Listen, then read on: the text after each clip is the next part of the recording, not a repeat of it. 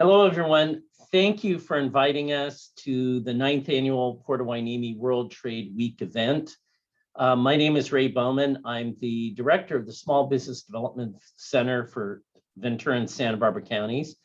I also head up our international trade technical assistance for the Los Angeles network of small business development centers. And we're hosted by the Economic Development Collaborative of Ventura County. So we're thrilled to be here.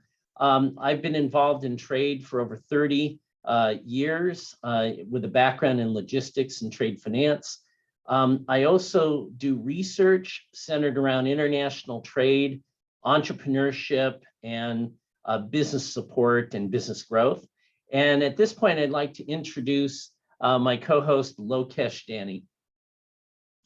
Hi, thank you, Ray. And hello, everyone. My name is Lokesh Dani. I'm the CEO of Xopolis. I also have a PhD in public policy from George Mason, where I studied entrepreneurial ecosystems and the future of work. And the research that we are about to show you is actually of very close interest because we get to study the workforce of global trade in the South Central Coast region of California. We have some pretty exciting findings on this front. With this, I'll hand back to Ray to start the conversation, and then I'll be discussing more in a little bit. Thank you. Great. So to give a little background on the research we did, and first we'll go ahead and share our presentation with you. So the research we did was funded, supported, and sponsored by the community colleges of California. And the community colleges, what they wanted to learn more about is the impact on international trade in terms of jobs and job creation, and more importantly, how middle skilled jobs could be accessed by students in the community college system to get into working with companies that expand into global markets. So you might say to yourself first, why the interest? Why the community colleges are so interested in international trade? And the best way to describe it is through some of our findings. So if you look at some of the main findings of our research, so what we did was we looked at a comparison between firms that do international trade and firms that don't do international trade. And so through some data that we were able to receive through the Port of Hueneme as our partner in this project, we were able to compare trading firms, non-trading firms, and then further investigate what kind of jobs those firms were looking for. So what were the differences between just a regular firm and then looking at firms that focused on international trade, and then what they were looking for in terms of careers and job candidates. So part of our highlights of our findings is we found that trade firms outperform non-trade firms. And I'll let Lokesh go into the details of the meaning of that. We also found that global trade jobs reported lower unemployment rates through the pandemic. So global companies were actually more resilient through this pandemic. Global trade careers attract talent from diverse occupations. And this was no surprise to those of you in trade, but it confirmed something that people in the industry have known, that when you get into global trade, it comes from a diverse set of disciplines and skills. Career entrants are experienced in customer service, administrative, and production technologies. So we saw an emphasis on these skill sets within our findings. And we looked at supply and demand. So we were able to look at not only what the firms who participate in global trade were looking for, but we were also able to look at the resumes that were submitted against those openings. So basically, we were able to look at supply and demand and realize what the gaps were in that supply and demand. We also found that as much as global trade focuses on physical commodities, things that are shipping all over the world, E-commerce is also a big player and a big influencer in international trade. And along with that, so are the skills of e-commerce influencing those jobs in international trade. So at this point, I'd like Lokesh to not only go into our findings a little bit, but also talk about a tool that he developed to assist the community colleges and assist the public in general to better understand what these career gaps are and allow students and educators to better understand how to match skills and talents of students with those opportunities within global trade. So at this point, I'd like to hand it back to Lokesh to go a little bit deeper into the study that we did. Thank you, Ray. And thank you for that great summary. And I get the privilege of going deeper down into all the discussion. So Ray has provided an excellent framework, and I'm going to go through each of these points and put some numbers to them, right, and show where our conclusions are actually driving from. So as Ray mentioned, we got our initial data on traders from the bill of ladings from the ports. So we were able to look at businesses that are actually trading goods through the ports, the regional ports, and then we compared them to other types of manufacturers or other firms that fit their similar category, but do not trade internationally. And just looking at the data and comparing over the past few years, we saw that traders are consistently report higher revenue and average sales than non-traders that you see in the dotted blue line in panel A on top. The lower panel B shows that these traders also on average tend to have much higher employment and firm sizes than the non-traders. This is especially true for manufacturers. And this got us really thinking that businesses that trade internationally must have a different profile and completely have a different motivation and workforce that drives them. So this is where we started to dig a little deeper into global trade jobs and global trade workers. Now, as you know, COVID and the pandemic had devastating impacts on the economy over the past year, and unemployment rates skyrocketed just within a span of 1 month. But what we saw when we looked at global trade workers and the global trade workforce in the South Central region was that the unemployment rate also spiked, but spiked a whole 4 points lower than for the rest of the economy. This gives us some early evidence that these global trade jobs are quite robust, and they are able to hold out against a very unexpected and unprecedented pandemic that hit suppliers, hit buyers, hit how businesses interacted with their customers, and yet global trade was, although they were impacted for sure, were able to ride the pandemic a little better than the rest of the economy.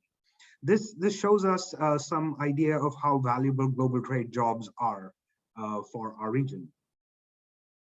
But beyond that, global trade jobs and these careers also provide a lot of diverse opportunity for talent and workforce and career movement. So what we did is we also looked at the resumes of people who work in global trade positions, and we looked at over 200,000 resumes in the Los Angeles and South Central region. And we looked at how people have moved across jobs over time and which jobs did they hold or occupations did they hold before entering a global trade career.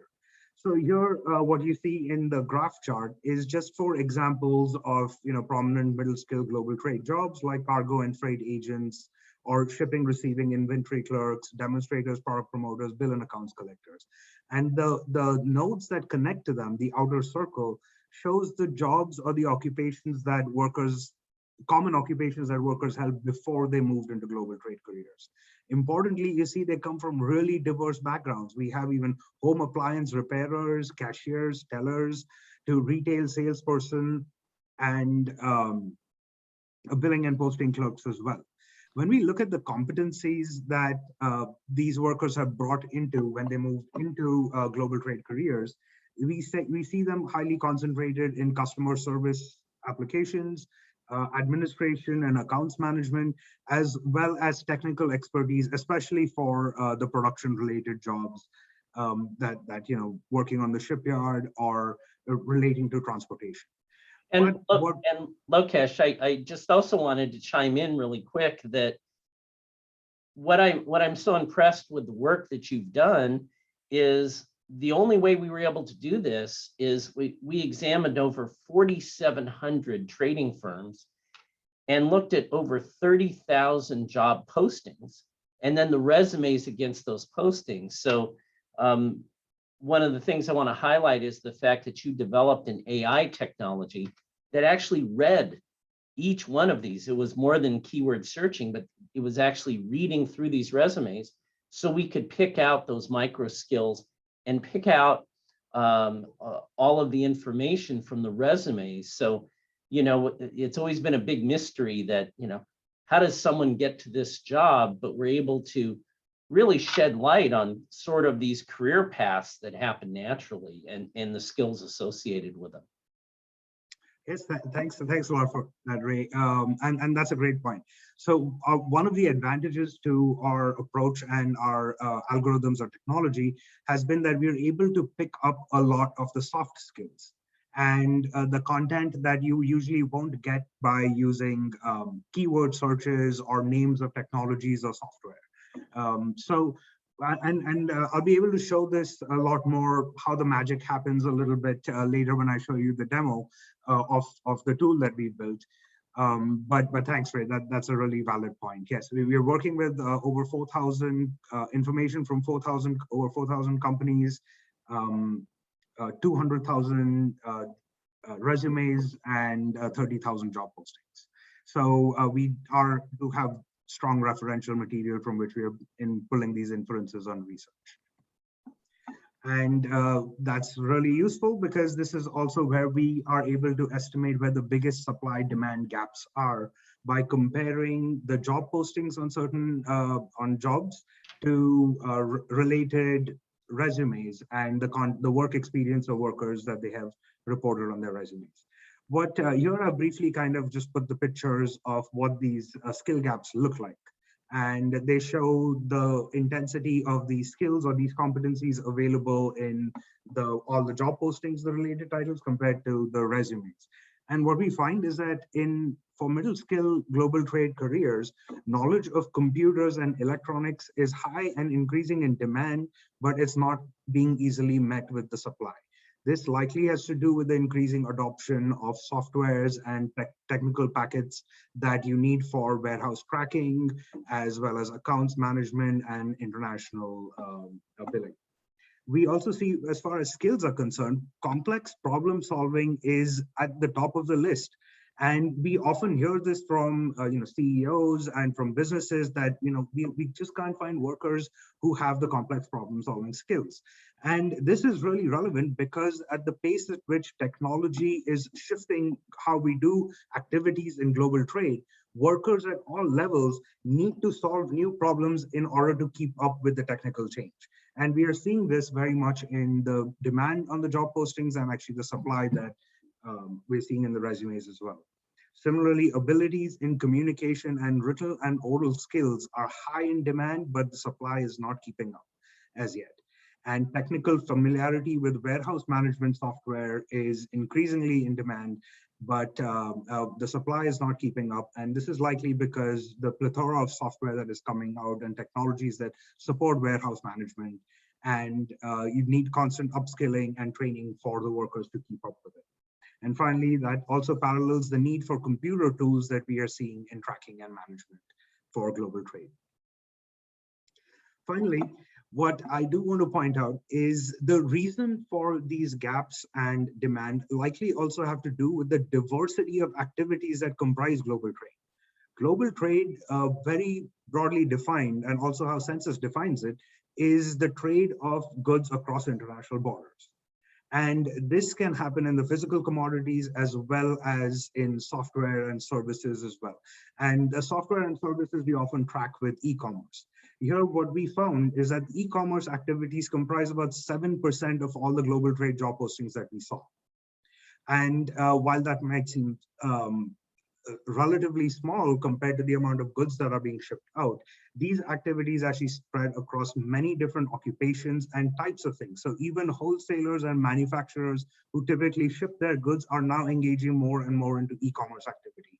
And this is even more so true now after the pandemic and the push towards online sales that we've experienced. But increasingly, you see, global trade is not just concentrated in the wholesale sector, but you see it all the way across and includes computer softwares now, as well as information systems management. With that, this brings us to our main research, to the end of our main research findings. And with that, I'd like to show you our global trade dashboard. If Ray, is the screen sharing fine? Yes. Okay, and let me show you the dashboard. So we created this online tool that would help we still need to bring it up. It's not up yet. Sorry. Oh. Well, and while you're bringing that up again, the last slide you had about e-commerce, when I think about it, you know, these are job postings from the last year. And when you look at 7% of all those activities centering around e-commerce, that's really a substantial amount of activity towards e-commerce. And I know, you know, our previous speaker in our World Trade event was talking about some of the dynamics and impacts of e-commerce. So really for me, that 7% is really quite a huge number. So. Absolutely, and it's growing. And actually, just a background on how did we track e-commerce activity and e-commerce jobs. So here, what we did was we used the keywords and key phrases related to point-of-sale devices, clicks per view, and similar digital marketing and similar key phrases that are very common in e-commerce. And that's how we identified not just businesses, but also job postings and resume activities relating to e-commerce. And just to tee up a little bit, this tool that you developed to look closer at middle skill jobs is a dynamic tool. So actually the community colleges will be posting this information, which will allow both the institutions, the instructors, as well as access to students to be able to look at this information in a real dynamic way. So this is literally a cloud-driven application that, you know, it's not just a report of statistics, but an actual tool. So excited to show everyone this. Absolutely. Thanks, Ray. So this tool is an interactive dashboard, as Ray pointed out, and it's linked to actual job postings and resumes at the back end. And we can update the resumes to be as, and the job postings to be as real time as possible. So all this data reflects job postings that are actually, some of which are currently still open. And the way we have structured this, and our purpose really was, you know, a lot of our research or generally research that comes out is static, right? It comes out in a report or a paper, and it's not necessarily easily accessible for exploration for different purposes or different users as well. We really wanted to bring this job and career data and information, make it accessible to people who need it most, which we think would be job seekers and students, but also educators and those designing curriculums for training in global trade careers. So we've designed this tool to be very much, you know, run along use cases for students and job seekers, as well as for educators. There's a how-to guide that you can always click into, and it'll show you additional information on global trade sector, but you can follow any of these pathways as well to identify and explore global trade activity within that region. So for example, if you're an educator and you really want to dig into e-commerce, well, we can follow the e-commerce link, and this is the dashboard will now populate with e-commerce competencies, which are the knowledge, skills, abilities, technologies, and tools, based on companies that are hiring for e-commerce positions and the various job titles that fall within those categories. You can select an e-commerce occupation, as you want, and it will update, the interactive dashboard will update all the knowledge, the competencies demanded according to local job postings, present the average hourly pay where available, show how many job postings are actually providing this information, and which are the main companies that are hiring for these positions. You can always go back to the main page. And just as we have explored e-commerce, physical commodities, we said the shipping through the local ports is also was the major portion of global trade activity. And we wanted to really capture, okay, what type of commodities are we exporting? Where are they going?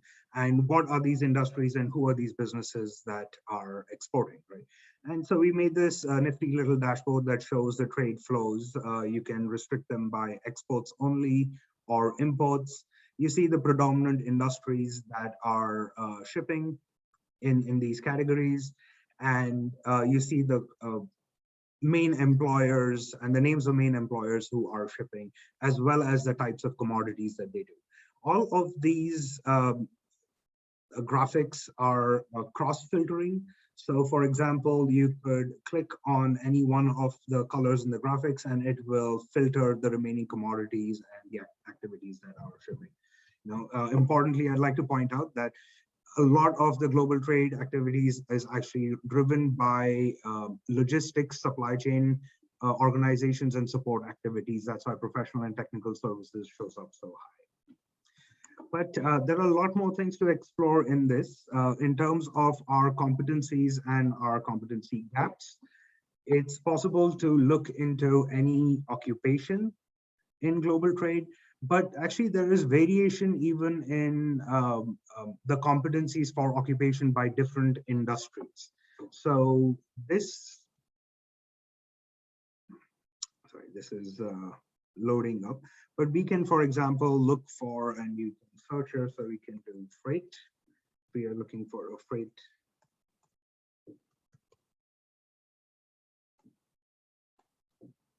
If I spelled it right. And it'll populate the KSAs, the knowledge, skills, competencies for freight and cargo inspections. But you can also further drill down on a specific industry within that, right? So crop production, freight agent is going to have a different set of competencies. Now, as you drill down, you're going to get fewer available job postings providing the information. So the information might get a little thinner, but that is an artifact of real-time data based on real job postings that we would expect to see. Well, and this is great because it really gives people interested in the impact of these careers a real insight as to not only the skills and the skills gaps, but what those jobs pay, and who are the companies. So this is really a very different exploration of international trade and careers. And again, it really unmasks some of these, soft skills as well as hard skills, as well as technical abilities, because oftentimes it's hard to communicate with students as to the types of tools they would need to use, what kinds of technologies they need to be familiar with. So it's very dynamic in terms of its ability to give you a better picture of what these trade jobs look like. Absolutely. And the other really cool thing that comes along with this is I'd mentioned, and you guys saw the graphic for this earlier in the slides, but we can look at how people have moved into global trade careers for any different occupation. So we can say, let's try bus drivers even, and we can see bus drivers popularly come from also being bus drivers, couriers and messengers, or light truck drivers. We can look up order clerks, for example, or procurement clerks, which is a little more higher skilled job and requires some more background expertise. But you see this expertise is actually coming from billing and posting clerks, or administrative assistants and purchasing assistants, or public relations and fundraising managers. Well, and what's really important about seeing the data in this way is one of the things we hear from many employers, both in international trade and other areas, is they have a hard time finding the right candidates. And so oftentimes they have to look to other industries and other disciplines. So this really gives an insight as to where some of those recruits might be found, through these dynamic career path maps. Absolutely. Thank you, Ray. That's a great point. And so really, Ray had mentioned this about our approach and our algorithms are different. We are not just doing a keyword search.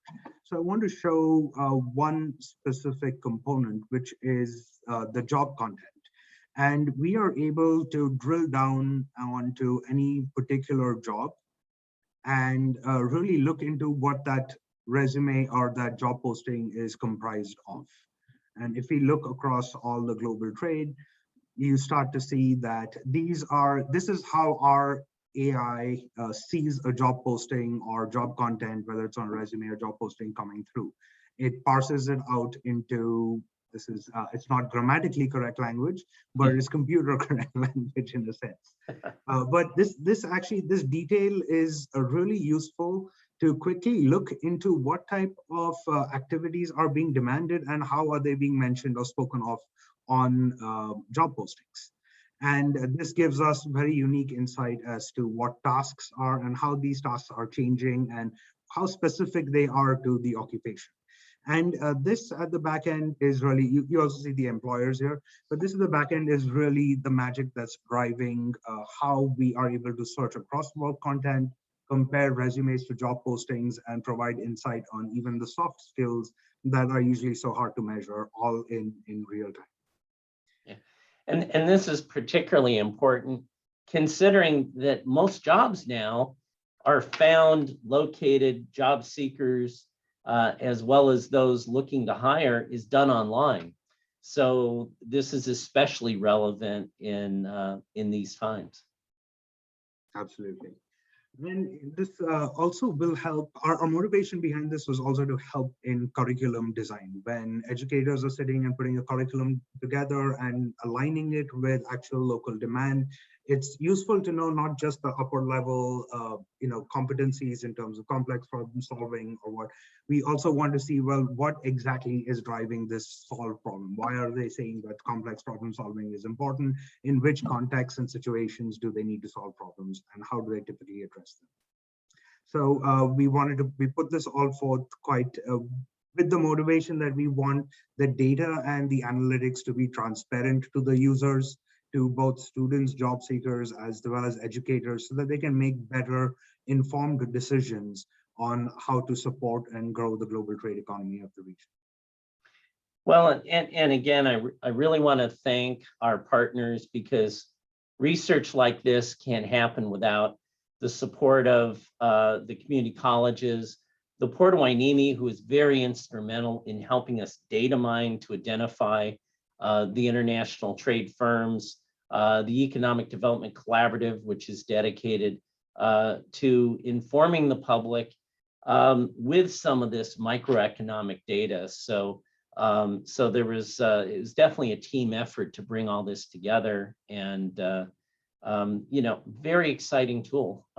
Actually, I don't have any memory of a tool like this existing in this fashion, where it's actually reading resumes, reading job postings, and determining some of the skill sets involved.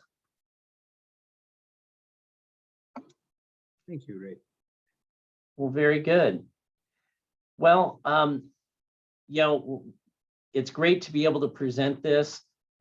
If anyone has any questions about the research that's been done here, again, what I think is so important is, 45% of US trade flows through the West Coast ports.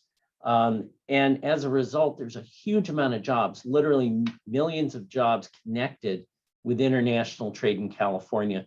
So it's especially important that we not only understand trade from a policy and supply chain logistics standpoint, but also understand how this industry is creating careers, creating jobs, and how we best get the talent to an industry that's so important to the state of California. So we appreciate the opportunity to study the subject, and look forward to the comments that you may have afterwards.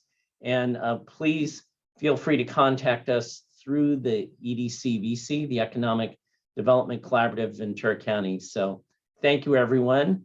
And we look forward to our next presentation, hopefully at World Trade Week number 10 for the Port of Hueneme.